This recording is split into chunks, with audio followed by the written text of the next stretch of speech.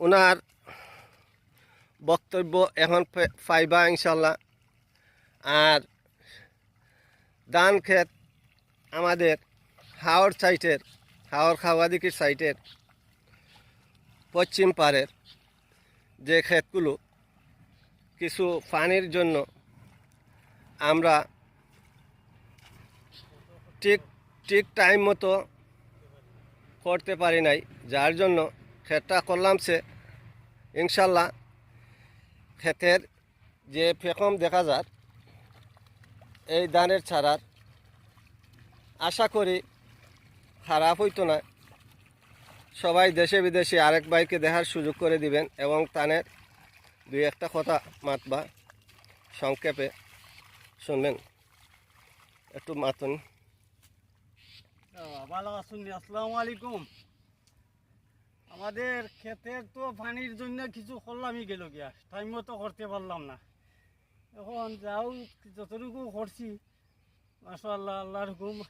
আপনারা দোয়ায় ভালো হইব, একটু দোয়া করবেন। আর পানিটা যে কমতো তাহলে আরও ভালো হইতো। এখনও অনেক জায়গা রয়েছে রোয়ার বাকি, আলি টালি আছে, কিন্তু পানি লাগি রোয়া যান না।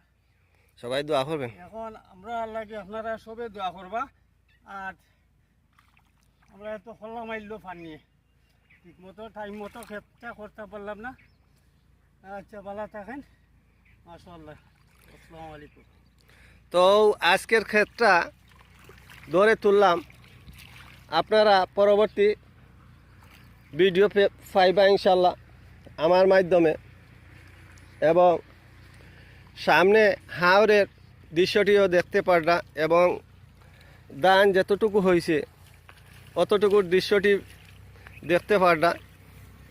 আমি একবারে ক্রমান্বয়ে নিয়ে ভিডিও আপনাদের সামনে হাজির হয়েছি, যে ভিডিওটি দেখে অত্যন্ত খুশি হবেন এবং আবারও বড় করে ভিডিও ছাড়ব।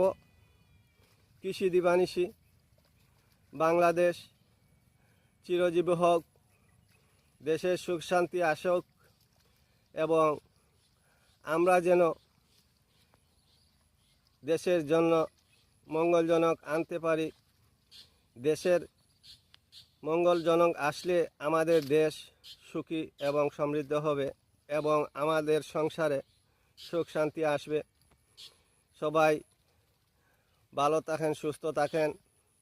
পরবর্তী ভিডিও নিয়ে আসতে পারি আল্লাহ